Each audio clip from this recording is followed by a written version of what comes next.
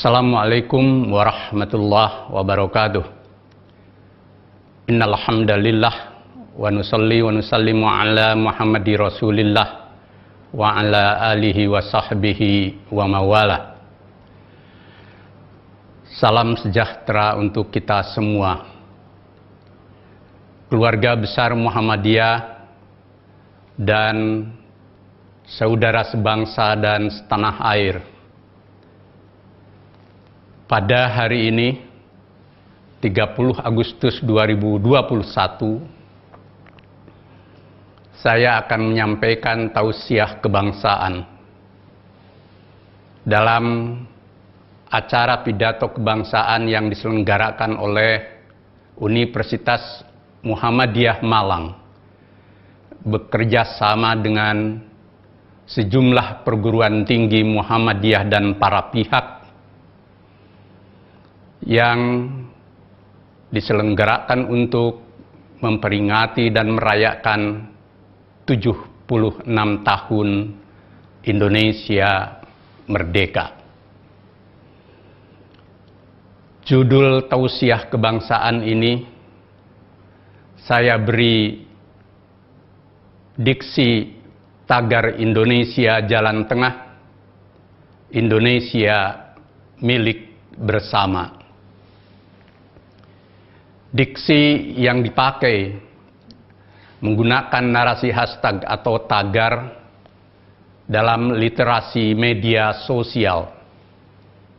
Harapan utamanya agar sebanyak mungkin para elit dan warga bangsa dapat menjadikan kedua isu penting tersebut sebagai masalah bersama untuk menjadi rujukan bersama.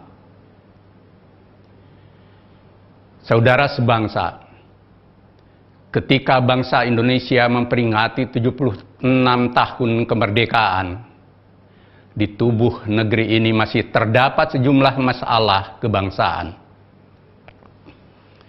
Antara lain, suasana keterbelahan sesama anak bangsa, masalah radikalisme, ekstremisme yang pro kontra dalam ragam pandangan dan penyikapan, masalah korupsi dan penanganan terhadap koruptor yang dianggap memanjakan, politik demokrasi transaksional, kesenjangan sosial, menguatnya oligarki politik dan ekonomi, kehadiran media sosial yang memproduksi persoalan-persoalan baru, masalah utang luar negeri dan investasi asing, serta kehidupan kebangsaan yang cenderung makin bebas dan liberal setelah dua dasawarsa reformasi.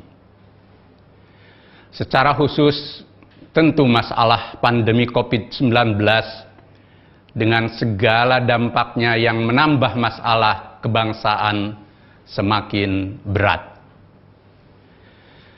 Narasi atas masalah-masalah bangsa tersebut tentu tidak mengurangi apresiasi kami atas kemajuan-kemajuan yang telah dicapai dalam kehidupan kebangsaan dari periode ke periode.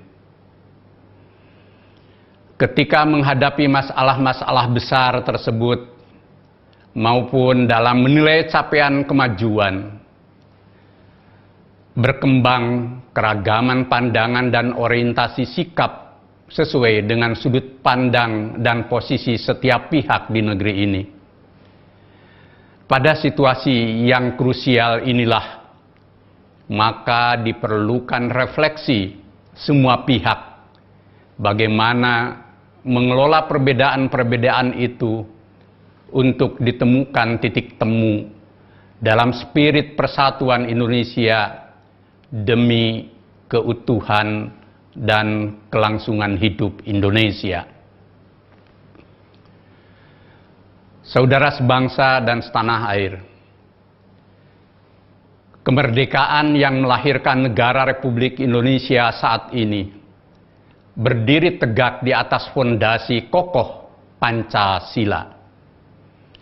Soekarno memposisikan Pancasila sebagai filosofis Grundslag atau Weltanschauung, yakni sebagai fundamen, filsafat, pikiran yang sedalam-dalamnya, jiwa, hasrat yang sedalam-dalamnya, untuk di atasnya didirikan gedung Indonesia Merdeka yang kekal dan abadi.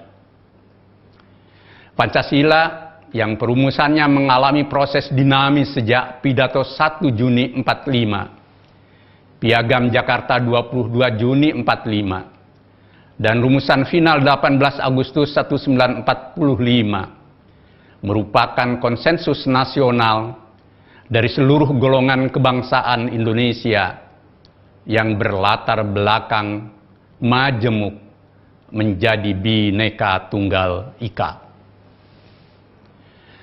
Menurut sejarawan Purneival, bangsa majemuk pada dasarnya non-komplementer, laksana air dan minyak. Tetapi alhamdulillah, bangsa Indonesia yang majemuk itu dapat bersatu karena ada nilai yang disepakati bersama dan mempersatukan, yaitu Pancasila. Konsensus seluruh komponen bangsa untuk menerima Pancasila sebagai dasar negara dihasilkan dari jiwa kenegarawanan para pendiri negara. Peran krusial Ki Bagus Hadikusumo selaku Ketua PP Muhammadiyah saat itu bersama tokoh Islam dan tokoh nasional lainnya dalam konsensus yang bersejarah sangatlah besar. Dengan kesediaan melepas 7 kata pada Piagam Jakarta yang dikonversi menjadi sila pertama ketuhanan yang Maha Esa. Menurut Menteri Agama Alamsyah Ratu Perwira Negara, itulah hadiah terbesar dari umat Islam untuk Indonesia. Muhammadiyah memandang konsensus Pancasila dan berdirinya negara Indonesia yang bersejarah itu sebagai negara Pancasila, Darul Ahdi Wasyahadah. Pancasila sebagai titik temu dari kemajuan dan kemajemukan terjadi selain atas jiwa kenegarawanan para tokoh bangsa melalui proses musyawarah mufakat secara substansial. Di dalamnya terkandung ideologi tengahan atau moderat. Ketika Soekarno menawarkan 5 sila dari Pancasila dalam sidang BPUPKI, tergambar kuat pemikiran moderat atau jalan tengah dari dasar negara tersebut. Mengenai nasionalisme atau kebangsaan, Soekarno menegaskan, kita mendirikan satu negara kebangsaan Indonesia di atas dasar kebangsaan. Tetapi disadari pula bahaya nasionalisme. Bahayanya ialah mungkin orang meruncingkan nasionalisme menjadi chauvinisme, sehingga berfaham Indonesia über alles. Bung Karno lantas mengingatkan, jangan berkata bahwa bangsa Indonesia yang terbagus dan termulia, serta meremehkan bangsa lain. Kita harus menuju persatuan dunia, persaudaraan dunia, menuju pula kepada kekeluargaan bangsa-bangsa. Mengenai sila kedua internasionalisme, Soekarno pun mengingatkan,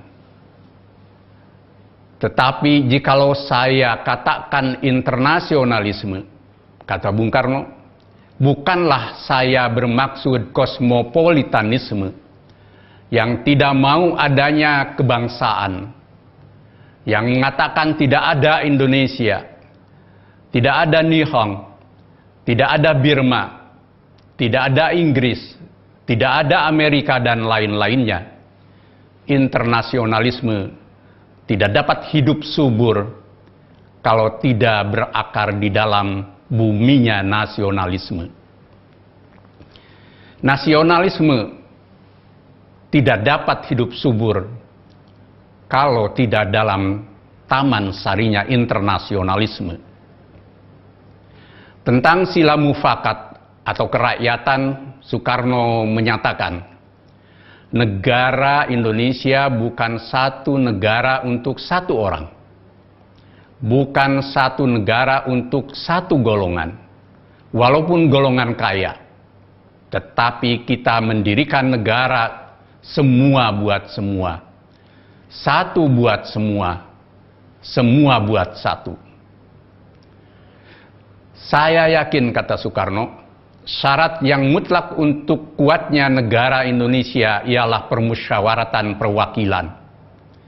Menurut Bung Karno, kalau kita mencari demokrasi, hendaknya bukan demokrasi barat, tetapi permusyawaratan yang memberi hidup, yakni politik ekonomis demokrasi yang mampu mendatangkan kesejahteraan sosial. Demikian halnya tentang sila kesejahteraan atau kesejahteraan sosial. Prinsipnya, tidak ada kemiskinan di dalam Indonesia merdeka. Soekarno bertanya secara retorik, apakah kita mau Indonesia merdeka yang kaum kapitalnya merajalela, ataukah yang semua rakyatnya sejahtera, yang semua orang cukup makan, cukup pakaian, hidup dalam kesejahteraan, merasa dipangku oleh Ibu Pertiwi yang cukup memberi sandang pangan kepadanya? Mana yang kita pilih? Itulah pertanyaan Soekarno. Jangan saudara kita, bahwa kalau Badan Perwakilan Rakyat sudah ada, katanya, kita dengan sendirinya sudah mencapai kesejahteraan ini. Kita sudah lihat di negara-negara Eropa adalah badan perwakilan, tetapi tidakkah di Eropa justru kaum kapitalis yang merajalela?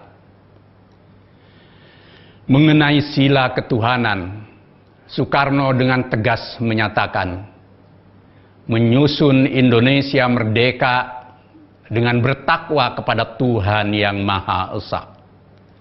Prinsip ketuhanan. Bukan saja bangsa Indonesia bertuhan, tetapi masing-masing orang Indonesia hendaknya bertuhan, Tuhannya sendiri. Dan, kata Bung Karno, hendaknya negara Indonesia satu negara yang bertuhan. Pemikiran Soekarno tentang Pancasila itu, maupun juga pemikiran-pemikiran tokoh bangsa yang lain, sangatlah moderat. Karenanya, Pancasila maupun negara Republik Indonesia jangan ditarik ke kanan dan ke kiri, tetapi letakkanlah di posisi tengah agar tetap menjadi rujukan bersama dalam kehidupan berbangsa dan bernegara. Pada posisi moderat itulah Pancasila tidak boleh ditafsirkan dan diimplementasikan dengan pandangan-pandangan radikal ekstrim apapun, karena akan bertentangan dengan hakikat Pancasila itu sendiri.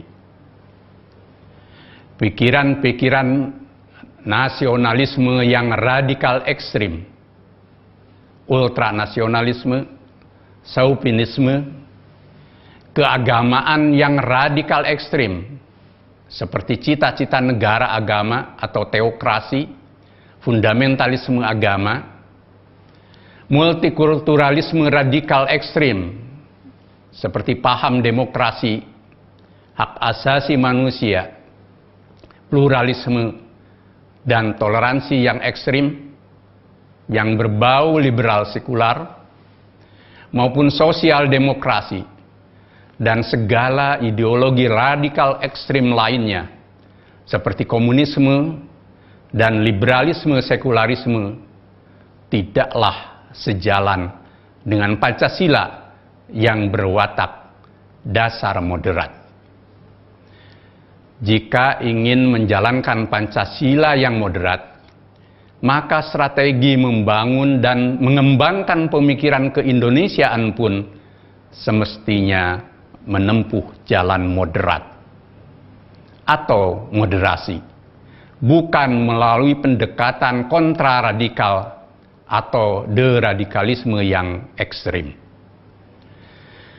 Isu kontroversial seputar tes wawasan kebangsaan, survei lingkungan belajar, lomba pidato tentang hukum menghormati bendera, dan pemikiran-pemikiran pro kontra lainnya yang berkembang terakhir ini mesti dihindari jika ingin meletakkan Pancasila bersama 3 pilar lainnya, yaitu NKRI, Undang-Undang Dasar 1945, dan kebinekaan sebagai ideologi jalan tengah yang moderat.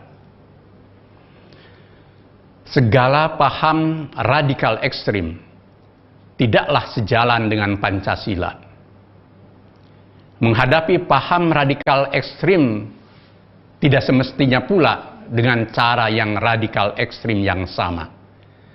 Karena selain akan melahirkan radikal ekstrim yang baru, pada saat yang sama bertentangan dengan jiwa Pancasila yang moderat. Pikiran-pikiran loyalis maupun kritis yang hidup di tubuh bangsa Indonesia seyogianya mengandung pikiran dan cara-cara yang moderat atau jalan tengah dan tidak berparadigma radikal ekstrim. Inilah jiwa dan karakter Indonesia berdasarkan Pancasila yang moderat, Indonesia jalan tengah. Hadirin saudara sebangsa dan setanah air, Ernest Renan tahun 1882 menulis, bangsa atau nation ialah suatu solidaritas besar yang terbentuk karena adanya kesadaran bahwa orang telah berkorban banyak dan bersedia untuk memberi korban lebih lagi, yaitu persetujuan, keinginan yang dinyatakan secara tegas untuk melanjutkan hidup bersama. Menurut filsuf Prancis yang menjadi rujukan para pendiri bangsa Indonesia seperti Soekarno, Sunaryo, Muhammad Yamin, bahwa asas kebangsaan atau nasionalitas itu berbeda dengan asas ras. Indonesia sebagai negara bangsa atau nation state merupakan titik temu atau moderasi dari segala proses dan keragaman. Menurut Anthony Reid, Indonesia menjadi titik temu persatuan nasional seluruh rakyat Indonesia dari berbagai golongan sebagai era baru yang di era Nusantara berpencar dan menjadi entitas sendiri-sendiri yang tidak mengarah ke persatuan. Soekarno dalam pidato 1 Juni 45 menegaskan bahwa kita hendak mendirikan suatu negara semua buat semua. Sedangkan Muhammad Hatta mengatakan pentingnya kolektivitas dalam berbangsa dan bernegara. Dari Dwi Tunggal pemimpin Indonesia itu maupun dari para pemimpin bangsa lainnya, kuat sekali kehendak untuk menjadikan Indonesia milik bersama seluruh rakyat Indonesia. Jiwa gotong royong mendasari bangunan Indonesia dalam seluruh aspek kehidupan agar tidak ada oligarki politik, oligarki ekonomi, dan oligarki lainnya yang merusak kebersamaan dan menjadikan Indonesia hanya milik sekelompok kecil pihak. Menurut Muhammad Hatta, ketika para pendiri dan pemimpin rakyat duduk di BPUPKI merumuskan Undang-Undang Dasar 1945, khususnya dalam bidang ekonomi, terkandung cita-cita untuk mencapai kemakmuran yang merata, sebagaimana termaktub dalam pasal 33 Undang-Undang Dasar 1945, yang kelahirannya melahirkan sistem ekonomi terpimpin. Dalam sistem ekonomi terpimpin, menurut Muhammad Hatta, pemerintah harus bertindak supaya tercapai suatu penghidupan sosial yang lebih baik. Penghidupan sosial harus berdasarkan pada keadilan sosial. Di tengah keresahan melebarnya kesenjangan sosial, bumi dan kekayaan alam yang terkandung di dalamnya dikuasai oleh segelintir pihak dan oligarki politik, maka Indonesia harus dikembalikan kepada jati dirinya sebagai Indonesia milik semua. Pemerintah negara wajib hadir dalam melindungi seluruh rakyat dan tumpah darah Indonesia, serta mewujudkan keadilan sosial bagi seluruh rakyat Indonesia. Di negeri ini tidak semestinya berkembang siapa yang kuat, dia yang menang dan menguasai Indonesia. Manakala hal itu terjadi, maka Indonesia dapat terpapar radikalisme ekstrim dalam bentuk lain, yang tentu saja tidak sejalan dengan Pancasila. Indonesia wajib hukumnya untuk menjadi milik bersama. Karenanya, jiwa Bhinneka Tunggal Ika penting terus digelorakan di tubuh bangsa ini. Bukan hanya untuk menumbuhkan sikap bersaudara dalam kemajemukan SARA, tetapi juga menegakkan kebersamaan secara politik dan ekonomi agar tercipta persatuan Indonesia dan keadilan sosial bagi seluruh rakyat Indonesia. Kami percaya masih banyak anak bangsa, termasuk para pejabat negara, politisi, dan pengusaha yang berjiwa luhur untuk tercapainya Indonesia milik bersama.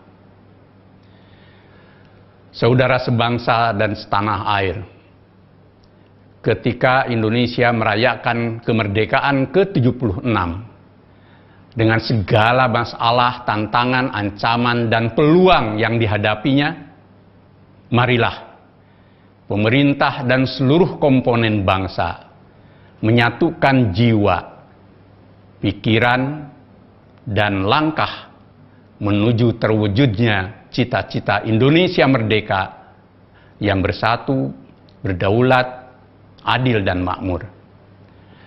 Jalan masih panjang dan terjal menuju Indonesia yang diidamkan itu. Keragaman pandangan dan pengelompokan tidak semestinya kita menjadi retak dan pecah belah sebagai bangsa. Disinilah pentingnya jiwa kenegarawanan seluruh elit dan warga bangsa untuk membawa Indonesia menuju negeri idaman dalam semangat persatuan. Kami percaya masih banyak elit dan warga bangsa yang berhati luhur dan mulia, baik, jujur, dan terpercaya dalam berbangsa dan bernegara. Bila masih terdapat sebagian saudara-saudara kita yang salah dan hilaf, serta memiliki kehendak yang berlebihan dan bersifat egoisme dalam kehidupan berbangsa dan bernegara, masih terbuka jalan Tuhan untuk kembali ke jalan yang terang dan tercerahkan. Kuncinya ialah ketulusan, kejujuran, dan kebersamaan dalam berbangsa dan bernegara milik semua. Luruhkan ego diri, kroni, institusi, dan golongan dengan mengedepankan kepentingan bangsa dan negara demi masa depan Indonesia yang dicita-citakan para pendiri negara. Ketika bertumbuh gagasan dan kehendak yang berkaitan dengan hajat hidup bangsa dan negara, maka berdirilah dalam posisi tengahan dan jauhi jalan ekstrim. Tempuhlah musyawarah mufakat, serta hindari sifat mau menang sendiri. Tumbuhkan jiwa dan alam pikiran ketuhanan, kemanusiaan, persatuan, kerakyatan, dan keadilan sosial sebagaimana terkandung dalam falsafah Pancasila yang harus diwujudkan di bumi nyata dengan keteladanan. Ketika kini tumbuh kembali gagasan amandemen Undang-Undang Dasar 1945, dengan kerendahan hati saya mengajak seyogianya dipikirkan dengan hikmah kebijaksanaan yang berjiwa kenegarawanan yang autentik. Belajarlah dari 4 kali amandemen di awal reformasi yang mengandung sejumlah kebaikan dan kemajuan, tetapi menyisakan masalah lain yang membuat Indonesia kehilangan sebagian jati dirinya yang asli. Jangan sampai di balik gagasan amandemen ini menguat kepentingan-kepentingan pragmatis jangka pendek yang dapat menambah berat kehidupan bangsa, menyalahi spirit reformasi 1998, serta lebih krusial lagi bertentangan dengan jiwa Pancasila dan Undang-Undang Dasar 45 yang dirancang bangun oleh para pendiri bangsa 76 tahun yang lalu.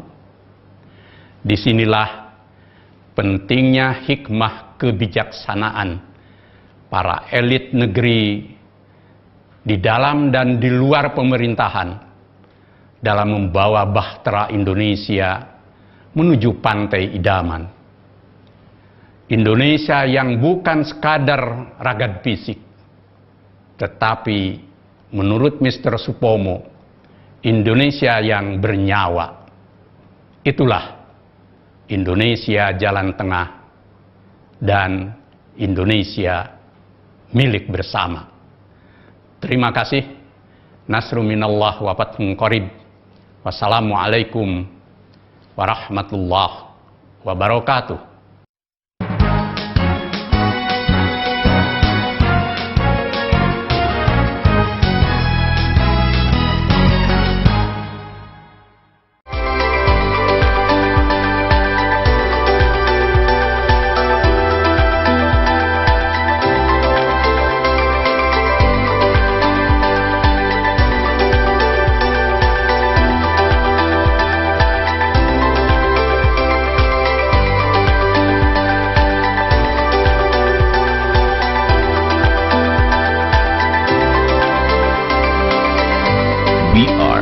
UAD.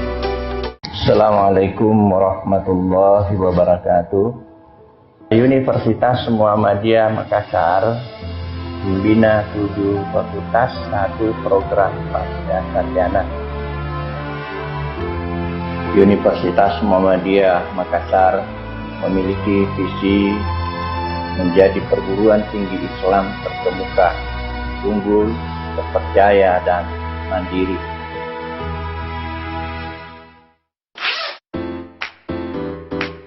siap raih mimpi? Melangkah mulai hari ini. Siap raih prestasi. Sukses lahir dari suasana belajar yang penuh motivasi. Siap jadi inspirasi. Di sini, kamu ditempa jadi pribadi hebat dan bermanfaat. Mantapkan langkahmu jadi mahasiswa yang siap berkarya, mengabdi, dan menginspirasi bagi bangsa. Students today, leaders tomorrow.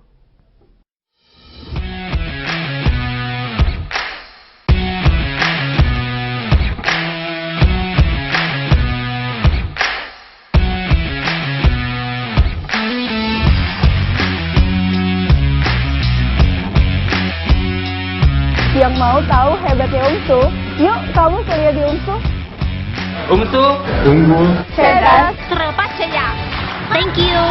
Terima kasih. Universitas Muhammadiyah Maluku Utara adalah salah satu yang terkemuka di Provinsi Sulawesi 12. Mempunyai visi menjadi pusat pengembangan keilmuan dan dakwah berbasis kepulauan. Melaksanakan pendidikan untuk menghasilkan sumber daya manusia yang memiliki kompetensi keilmuan dan untuk meningkatkan kualitas sumber daya manusia.